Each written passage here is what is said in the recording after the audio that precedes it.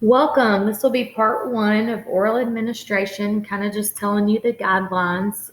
Part two, I will go over the examples with you. This is a STAR Test Administrator oral administration training. This training does not take the place of reading your manuals. And again, it just said that twice. This training does not replace the reading of the 2021 Oral Sign Administration Guidelines. Again, we're going to go over why maybe a certain student would get support. You probably know this because you have them in the classroom. They're going to be 504, have special ed accommodations, or the LPAC committee or RTI committee has decided that they need certain accommodations to be successful in the classroom. And that can be with oral administration, extra time, certain manipulatives, things like that. So that's what I just went over, this whole thing. So it's something that they have been using all year in the classroom. This is not going to be a new accommodation.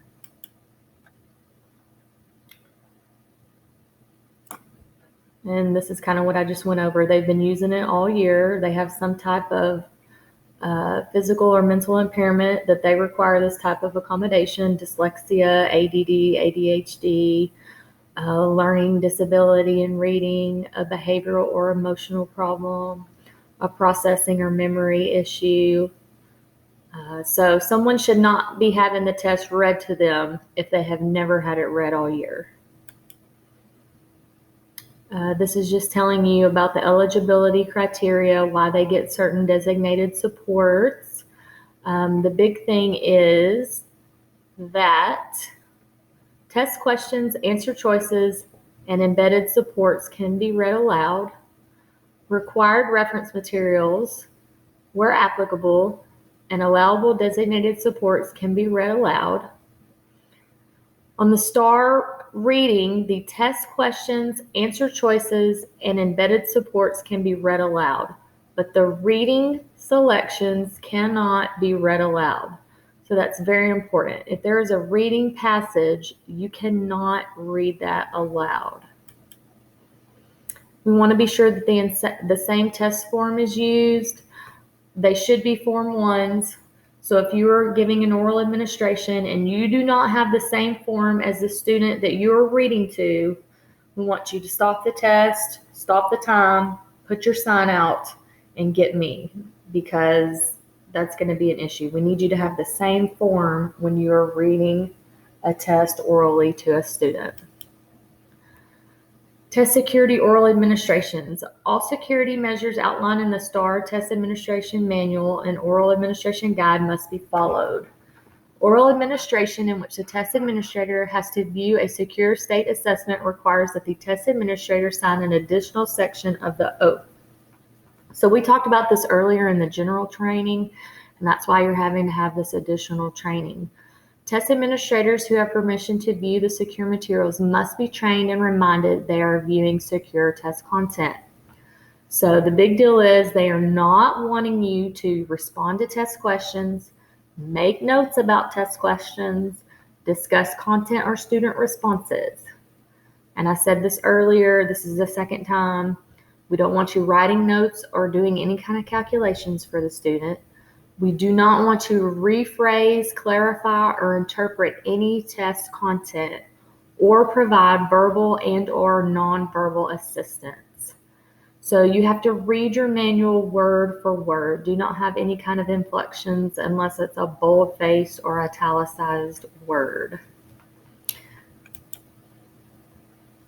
Again, here's some more suggestions. Test administrators may read aloud words, phrases, or sentences in the test questions and answer choices as many times as needed. Reading passages may never be read. Only the writing prompt and the revising may be read on the writing section, not the editing questions and answers. Required reference materials may be read aloud to a student for all tests.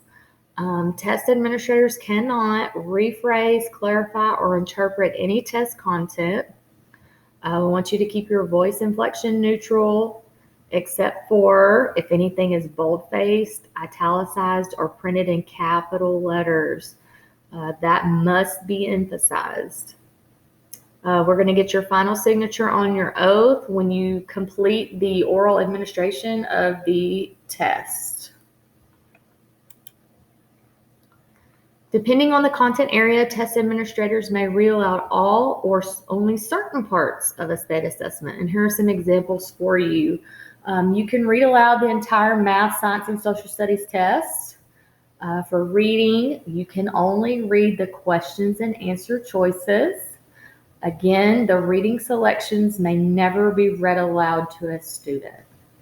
Writing, no part of the editing selections, test questions, and answer choices in a writing assessment may be read aloud unless otherwise specified by TEA. However, the revising selections, questions, and answer choices may be read aloud to a student on the writing test. Additionally, reading aloud the writing prompt is an accessibility feature allowable for any student who requests this assistance.